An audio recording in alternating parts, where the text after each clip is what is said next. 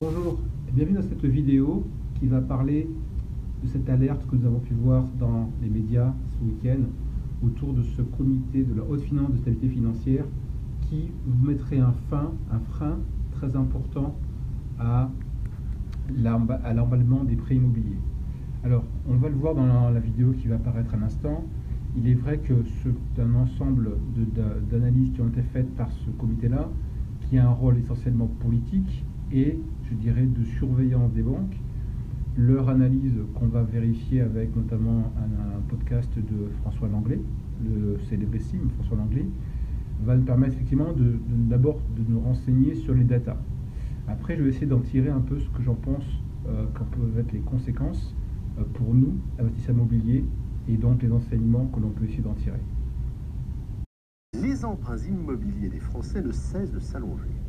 C'est en effet ce qui ressort de l'étude de l'Observatoire Crédit Logement CSA. La durée moyenne des nouveaux crédits immobiliers contractés pour acheter une résidence est désormais de 230 mois. Ça fait 19 ans. Oui. En 5 ans, cette durée moyenne a progressé de 31 mois, c'est-à-dire de 2 ans et demi. Dit autrement, ça veut dire que le crédit des Français s'allonge d'un mois tous les 2 mois. C'est énorme. Ah oui, c'est considérable. Alors, ils le font bien sûr pour pouvoir emprunter davantage, c'est Oui, ça? tout à fait. C'est une conséquence directe de la poursuite de l'augmentation des prix dans les grandes villes. Et puis dans les zones à forte tension, les prix montent, mais pas les revenus. Du coup, la seule solution, en particulier pour ceux qu'on appelle les primo-accédants, qui achètent un logement pour la première fois, c'est d'augmenter la durée du crédit pour emprunter davantage, sans faire monter leur mensualité, c'est-à-dire leur remboursement mensuel. Aujourd'hui, les prêts supérieurs à 20 ans représentent 70% des nouveaux crédits consentis. 40% pour ceux qui ont une durée au moins égale à 25 ans. Il y a même depuis peu des crédits sur 30 ans. Bon, c'est faible, hein, c'est un peu moins d'1% du marché. Mécaniquement, bien sûr, l'apport personnel des acquéreurs se réduit en proportion. Vous m'inquiétez. Jusqu'où peut-on aller comme ça? C'est toute la question. En fait, on pouvait penser que les limites de l'endettement possible allaient contraindre les vendeurs à ne pas trop augmenter leur prix. Et qu'au bout d'un moment, ça plafonnerait. Mais Oui. c'est pas du tout ce qui s'est passé. Parce que les banques et les acheteurs se sont adaptés à un marché en hausse ininterrompue. Les premières en proposant des durées plus longues, et les seconds en s'engageant sur plus longtemps pour accéder à la propriété. Et pardonnez-moi, François, on ne peut quand même pas dépasser 30 ans. Détrompez-vous, c'est pas encore possible en France, mais ça va peut-être venir, parce que c'est le cas chez nos voisins. En Suisse, il y a des emprunts sur 50 ans. Au Royaume-Uni également. En Suède, bon nombre de ménages sont endettés sur plus d'un siècle. Alors c'est vrai que c'est un système différent parce que les Suédois ne payent chaque mois que les intérêts et ils remboursent leur capital en une fois. Quand ils revendent leurs biens, c'est ce qu'on appelle un prêt in fine. Oui. Au Japon, à l'époque de la bulle spéculative sur l'immobilier, c'était dans les années 80, les acheteurs s'endettaient sur plusieurs générations, tant le prix du mètre carré était devenu déconnecté des salaires moyens à Tokyo.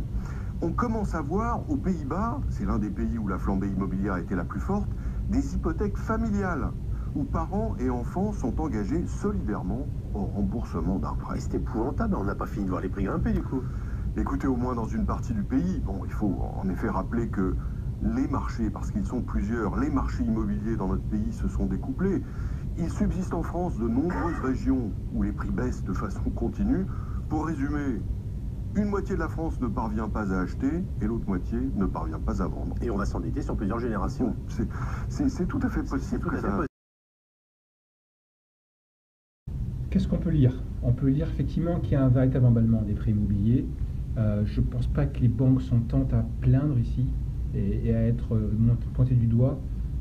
C'est plutôt, à mon avis, l'entièreté de cette communication marketing que l'on a pu voir à outrance ces dernières années autour de ces taux les plus bas possibles, c'est l'heure d'acheter. Je pense quelque part que la situation ne pouvait qu'être celle que nous voyons aujourd'hui. La première lecture, d'abord, c'est un acte politique qui est complètement nécessaire. Quand on pense au subprime de 2007, 2008, 2009 et de la crise qui est aux États-Unis, c'était bien la moindre des choses que le gouvernement français se procure effectivement un organisme susceptible de prendre un rôle de gouvernance et deuxièmement d'alerte sur une éventuelle dérive qui me semble ici justifiée. Néanmoins, quel est vraiment l'impact de cette décision-là quand on sait que la menace n'est pas des sanctions pécuniaires, mais celui de devoir remonter leur capitalisation alors que c'est relativement simple, entre guillemets, pour les banques de le faire aujourd'hui. Ce qui me semble plus important, c'est de se demander est-ce que la BCE, elle, va changer son acte. Car la BCE aujourd'hui a un peu le même rôle qu'un dealer a sur quelqu'un qui est à l'héroïne, dans le sens que aujourd'hui la BCE crée des masses de liquidités tous les mois et qu'elle débarque entre les mains des banquiers qui n'ont rien d'autre à faire finalement que de devoir absolument convertir ces dépôts en prêts, sous peine de devoir payer des intérêts à la BCE pour toute somme excessive qui reste entre les mains de la BCE.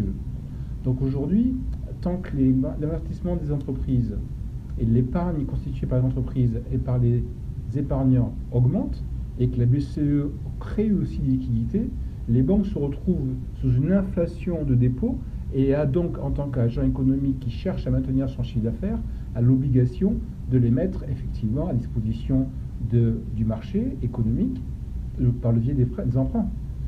Deuxième raison pour laquelle je ne pense pas que ça va changer, c'est que les banques aujourd'hui ont un spread de plus en plus petit entre le coût d'obtention de ces liquidités-là et l'argent qu'elles peuvent effectivement gagner en prêtant cet argent-là. Ce prêt étant de plus en plus petit, comment faire pour grandir votre chiffre d'affaires quand votre marge est plus faible? Vous augmentez votre volume. Donc ça veut dire que vous êtes amené à faire des volumes plus importants de prêts et ou à essayer d'augmenter la durée du prêt pour que les intérêts que vous allez percevoir augmentent.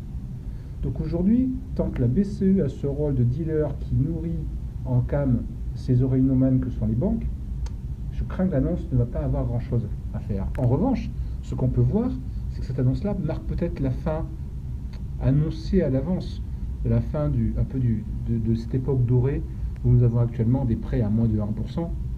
Alors, comme je le disais à l'instant, compte tenu du fait qu'on voit encore que sur le marché, il y a notamment une note que je vous donnerai dans les notes, qu'une note a été faite par ce comité et qui indique que le marché est structurellement sain.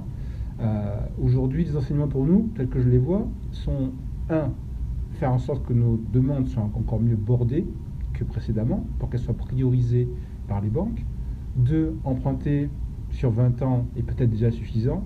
Vous allez le voir, mais il est bien possible de faire des montages sympathiques sur 20 ans qui vous permettent, notamment en tenant des paliers progressifs, d'être capable d'avoir des plans de financement qui vous mettent en cash flow net positif tous les mois.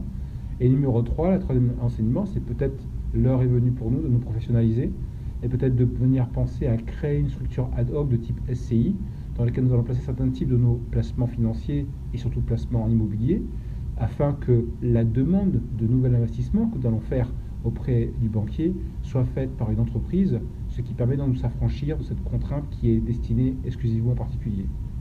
Donc en résumé, prenons nos précautions pour déjà être meilleurs dans nos demandes, les maintenir sur 20 ans, et troisièmement, pensons à plus long terme et pensons à un investissement par une SCI pour arriver à nos fins.